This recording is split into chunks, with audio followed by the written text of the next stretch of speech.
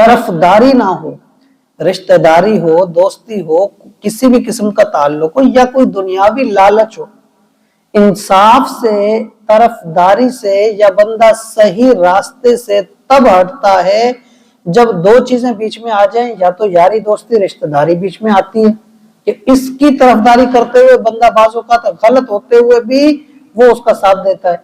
दूसरी चीज होती है लालच, दुनियावी लालच है, मनसब की लालच है, पैसे की लालच है, किसी भी चीज की।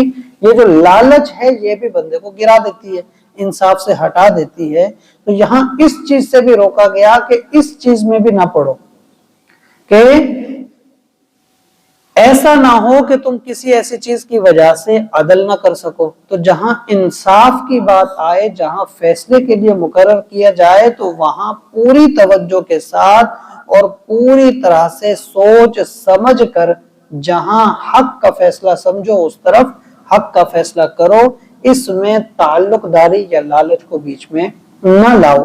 और इसकी जो पूरी तस्वीर है वो किस तरह से इस्लामी तालीम के अंदर राइज हुई और सहाबा इकराम के किरदार में कैसी राइज हुई, इसकी बहुत सारी हमें मिसालें मिलती हैं।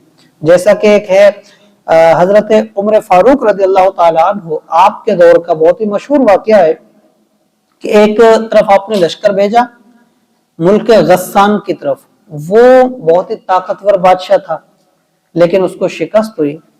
जब उसको शिकस्त हुई तो उसने ताकत को भी समझ लिया और सारे मामलात को भी समझा और उसने इस्लाम कबूल कर लिया। जब उसने इस्लाम कबूल किया तो जाहिर सी बात है कि कलमा पढ़ लेने के बाद मुसलमान उसको बिल्कुल इज्जत और एहतराम में अपने बराबर का दर्जा देते थे। तो उसको पूरे एहतराम के साथ और पूरे उसके लश्कर के साथ, लाओ के साथ, उसके पूरे एजाज के साथ उसको मक्का लाए।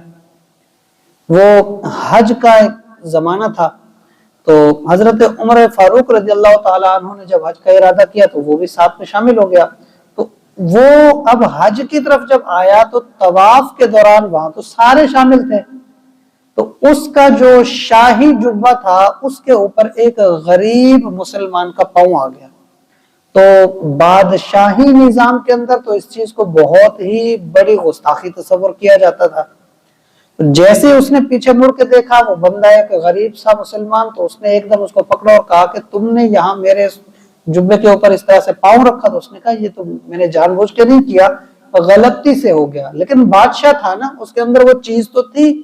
उसने उसको थप्पड़ मार दी जिससे उसकी नाक भी जख्मी हुई और उसके 2 दांत भी टूट गए। अब वो फरियाद लेके पहुंच गया हजरत उमर के पास। जाहिर सी बात है हजरत उमर रज़ियल्लाहु ताला अन्हु को जब पता चला, हजरत उमर ने बुला लिया। तो उसने कहा कि हाँ मैंने इसको थप्पड़ मारी है, लेकिन इसने ये गुस्ताखी की कि इसने मेरे जुब्बे पे पांव रखा।